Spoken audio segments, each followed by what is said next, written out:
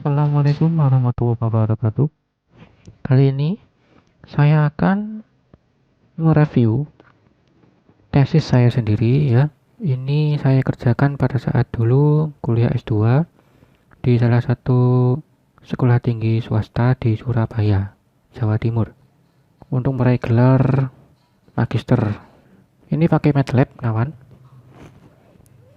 Jadi, saya jelaskan. Ini sebetulnya membahas tentang pengenalan citra tulisan tangan dokter dengan menggunakan filter Gabor dan SVM. Filter Gabor digunakan untuk mengolah citra sebelum masuk klasifikasi SVM. Langsung saja saya tunjukkan programnya. Di sini ada dua bagian, pertama pelatihan data dan pengujian data. Sekarang saya tunjukkan yang pelatihan data dulu. Di sini ada beberapa proses utama, yaitu proses pre-processing, proses ekstraksi fitur, proses segmentasi, dan terakhir proses pelatihan data. Pertama, pada proses pre-processing, saya pilih citranya dulu. Jadi ceritanya begini, saya dulu menyuruh beberapa dokter, ada 4 dokter di sini. Saya suruh untuk menulis beberapa kata ya, kata simptom yang saya anggap sering muncul di rekam medis atau di cetak resep. Nah, setiap dokter itu saya suruh untuk menulis tulisan tangan ya di atas kertas cetak resep. Nah, setiap tulisan dokter itu kan susah dibaca, kawan. Nah, ini saya kenali tulisan tangan dokter per kata ya, jadi bukan per huruf. Ini beda dengan UCR ya, sangat berbeda dengan UCR. Kalau UCR itu langsung jadi.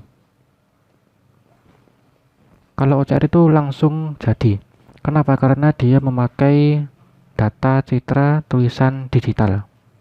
Tulisan digital itu ya contohnya seperti ini, kawan. Jadi tulisannya itu sangat rapi, beda dengan tulisan tangan, apalagi tulisan tangan dokter, apalagi tulisan tangan dokter yang sangat jelek.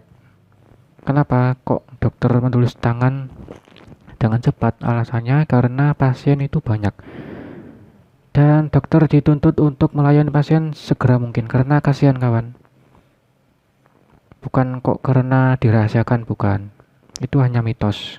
Yang sebetulnya terjadi adalah dokter menulis sangat cepat, terutama menulis resep ya, entah itu resep obat atau apapun itu, karena pasiennya banyak dan dituntut untuk segera cepat-cepat melayani pasien segera mungkin. Nah, ini sekarang saya pilih citranya dulu. Kemudian setelah itu kita proses menjadi biner ya, agar dia menjadi hitam putih. Nah, sekarang dia sudah menjadi hitam putih. Kemudian kita balikkan citra bindernya menjadi kebalikannya, hitam menjadi putih, putih menjadi hitam. Kemudian kita masking. Untuk apa? Untuk memperoleh area tulisan tangan saja. Masking itu simpel, kawan. Jadi hanya perlu dikalikan citra ini, citra ini ya, yang ini dikalikan dengan citra dengan ukuran yang sama. Hanya saja citra yang dikalikan dengan ini itu memiliki area putih dan hitam. Yang di sini hitam, di sini hitam, kemudian di sini putih. Di area sini putih. Makanya ketika dikalikan 0 dikali 0 maka dia jadi hitam. Ketika putih, tulisan putih dikali dengan area putih, dia tetap putih. Kemudian putih dikalikan 0, dia tetap 0. Makanya dia di sini bisa bisa terpotong bagian yang selain tulisan tangan. Kemudian kita hapus noise. Apa itu noise? Yaitu titik-titik pixel yang tidak penting. Kemudian kita proses thinning untuk mentipiskan tulisan tangan. Kita buktikan, kita zoom. Nah, ini sudah sangat tipis kawan. Untuk apa sih gunanya? Yaitu untuk mempermudah proses perhitungan ekstraksi fitur. Nah, setelah itu kita segmentasi baris ya, kita potong per baris-baris. Ini barisnya ada 1, 2, 3, 4, 5, 6, ada 6 ya, barisnya ada 6. Kita potong barisnya. Pertama, segmentasi baris kita memakai metode proyeksi horizontal. Variabelnya ada pixel area baris atau SP 0, kemudian pixel spasi antar baris itu 10. Kita potong. Nah, di sini sudah berhasil kawan. Kita sudah berhasil memotong menjadi 6 baris. Dia bisa terpotong. Kenapa? Karena di proyeksi horizontal dia itu 0. Nah, atau di bawah 10, makanya dia terpotong. Kemudian kita potong lagi citra hasil pemotongan baris ya, jadi citra kata. Kita pilih Dr. Arinda, tulisan pertama, hasil pemotongan baris. Nah, kita pilih yang baris pertama tadi. Kemudian kita potong. Sebelum kita potong, saya jelaskan ini ada variabel area kata ya, visual projection 1 pixel, kemudian jumlah pixel spasi antar kata ya, maksimal 10 baris. Kalau di bawah itu dipotong. Kita potong. Nah, berhasil kawan. Ini anus, ini nyeri, ini pasca, ini BAB. Anus nyeri, pasca, BAB. Saya masih bisa baca. Nggak tahu kalau kawan-kawan. Nah, kemudian proses ketiga. Proses ketiga ini adalah ekstraksi fitur. Ya, kita pilih citra kata yang sudah dipotong tadi. Dr. Arinda, tulisan pertama, potongan baris pertama, kata 1. Nah, ini anus. Ini frekuensi dan orientasi miliknya filter Gabor. Filter Gabor itu umumnya memakai 2 variabel ini, dan ini sudah standar. Pertama kita konvolusi. Nah, ini hasil konvolusi. Jadi citra anus ini kita kalikan, kita konvolusikan dengan ini, maka terbentuklah ini, dan begitu seterusnya sampai. Nah, ini ketika kita konvolusikan, ini berbeda pada orientasi kawan. Lihat, kalau ini miring ke kiri, ini juga gitu, miring ke kiri, sama. Nah, ini mirip ya. Itu hasil konvolusi. Kemudian citra tadi itu kita pecah menjadi 64 potong. Kemudian kita ekstrak fiturnya menjadi 512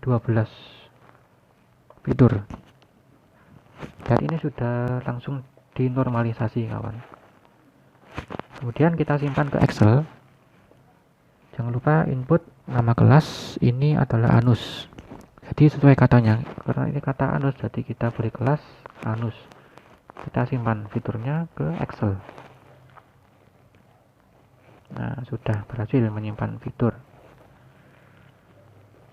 Kita lihat fitur yang sudah ada.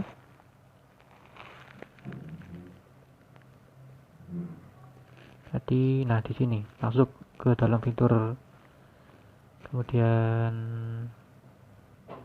fitur asli. Itu tadi masuknya ke sini kawan, fitur asli.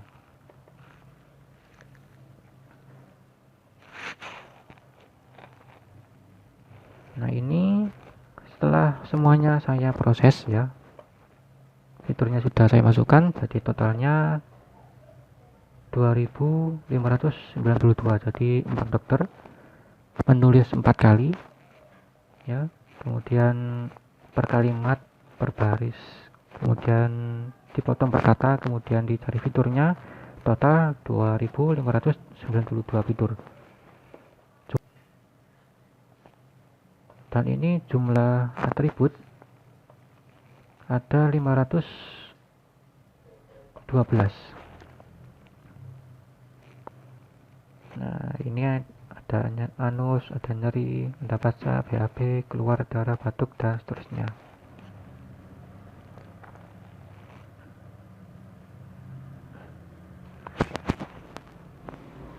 Kemudian setelah itu kita akan melakukan pelatihan data menggunakan SVM. Sebelum itu saya jelaskan dulu, ini ada fungsi kernel, bisa pilih RBF, linear atau polinomial. Ini bisa mempengaruhi hasil akurasi. Kemudian solver SMO, solver terbaru pada SVM. Kemudian metode multi-kelasnya adalah one versus all. Evaluasi klasifikator memakai cross validation metode leave one out. Jumlah volt itu sama dengan jumlah data. Pertama kita impor data dulu. Impor data Excel. Masuk ke fitur. Nah, ini misalnya saya pilih yang ini. Jadi di sini hanya ada 10 kelas. Jadi si dokter itu saya suruh menulis simptomnya itu ada 100 kata, dan kan saya tadi bilang kalau saya suruh menulis 4 kali. Nah, 4 kali itu, 4 kertas itu sudah saya sediakan teksnya. Jadi 100 kata itu sudah saya buatkan susunan kalimatnya, jadi terpakai semua 100 kata itu. Nah, 100 kelas itu maksudnya 100 kata. Kita pakai yang 10 kelas saja ya, supaya reviewnya bisa cepat. Ini masih proses import data. Nah, sudah selesai. Berhasil impor fitur. Fitur disimpan menjadi fitur 10 kelas urut.mat. Oke. Kemudian kita akan memulai klasifikasi. Kita pilih fitur.mat yang tadi sudah di-generate. Masuk ke fitur, masuk ke sini. Nah, ini tadi yang sudah di-generate ya. Kita pilih, kita tunggu. Nah, ini adalah jumlah vote dari cross validation. Ini nanti maksimal 304 jumlah vote-nya. Kita tunggu sampai vote ke 304.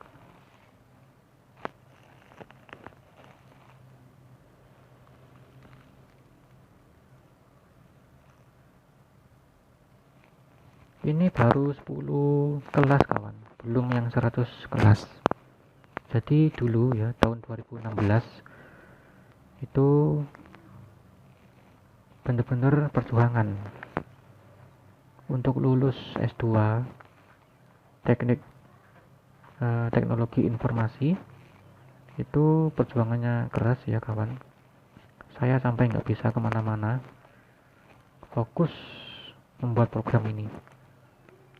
Apalagi kampus saya itu terkenal sangat susah lulusnya, bahkan lebih mudah lulusnya di negeri daripada di sekolah saya itu, salah satu sekolah tinggi di Surabaya. Saya nggak bisa nyebut namanya. Nah, berhasil, sudah selesai ya, berhasil melatih data hasil pelatihan disimpan sebagai trained classifier fitur 10 kelas urut mat. berhasil membuat confusion matrix disimpan sebagai confusion matrix for fitur 10 kelas urut PNG. Oke, kita lihat di dalam folder ini. Tadi saya pakai yang RBF kernelnya, jadi masuk ke sini. Nah, ini kawan, ini confusion matrixnya kalau 10 kelas. Ini tadi hasil dari pelatihan tadi. Nah, coba kalau yang fitur asli kawan, nggak ada ya, saya lupa, itu sudah 3 tahun yang lalu. Kalau yang 100 kelas, kalau yang RBF ya, confusion matrix, nah sangat banyak sekali kawan. Sampai begini ya. Ini 100 kelas ya, jadi ini 100, ini 100.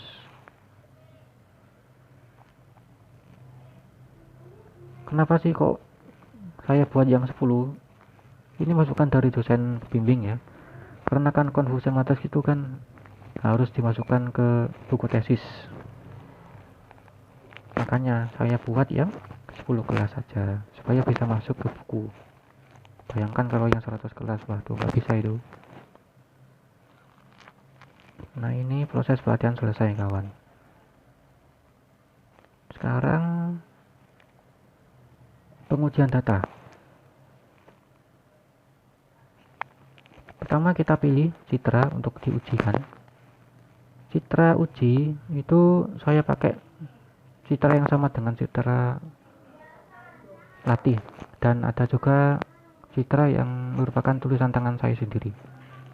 Itu untuk citra yang diuji, atau tulisan tangan orang lain lah, atau citra dokter ya, citra tulisan tangan dokter yang lainnya. Jadi misalkan kan tadi saya bilang nulisnya 4 kali, jadi untuk uji coba ini saya suruh nulis ke 5 kalinya. Tapi di sini saya tentukan yang memakai citra pada data latih dulu. Kita pilih citra untuk diuji. Kita proses binarisasi, proses binar balik, proses masking, hapus noise, thinning. Nah, kemudian ini variabel seperti tadi ya. Kalau nanti ada masalah, gagal segmentasi baris, kalimat, dan kata, itu nanti kita ubah di sini saja. Konfigurasi filter gabur masih sama seperti training. Kita proses pengujian. Nah, ini kawan, ini urutannya kan, pertama kita potong per baris dulu, kemudian baru potong per kata. Ini buatnya dulu itu minta ampun kawan, susah ya, gimana ya, walaupun susah tapi enak, karena kan ini karya saya sendiri. Jadi ya kalau sudah selesai, wah kok hebat ya, saya kok dulu bisa buat begini. Nah, ini sudah selesai. Ini langsung saya buat agar muncul kelasnya. Jadi ini kelasnya saya urutkan kawan. Jadi misalnya baris pertama, kemudian kata pertama, itu nanti langsung saya tunjukkan hasil prediksinya di kolom 1 baris 1 sesuai dengan urutan pemotongan segmentasi citra tadi. Nah, ini hasilnya. Lalu kita post processing itu tujuannya untuk memperbaiki kata yang mencurigakan, yang salah. Misalnya yang baris ketiga ini ada batuk, demam, muntah. Kalau kita pikir secara logika kan nggak mungkin ada kalimat gejala penyakit yang batuk, demam, muntah. Nah, kemudian kalau sudah di post processing hasilnya adalah batuk, sputum, jernih. Nah, ini kalau dipikir secara logika baru nyambung kawan. Batuk, sputum, jernih, sputum itu lendirnya itu jenisnya yang jernih. Nah, itu baru logis. Kemudian yang baris kelima, gangguan kencing melena. Apa itu? Nggak nyambung ya. Maka dari itu saya post processing menjadi gangguan kencing berdarah. Nah, ini baru nyambung ya. Nah, ini saya jelaskan post processingnya itu begini kawan.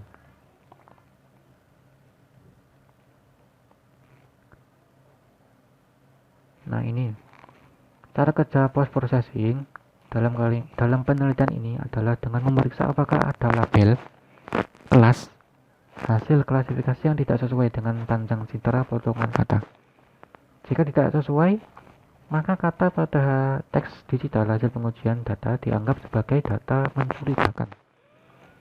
Lalu sistem mengambil kata di sampingnya kata mencurigakan itu untuk dicocokkan dengan susunan 2 atau 3 kata yang telah dibuat. Hasil post processing contohnya ini. Nah, kata yang berwarna jingga adalah kata di sampingnya kata yang mencurigakan. Kata berwarna biru adalah kata mencurigakan yang tetap sama setelah hasil post processing.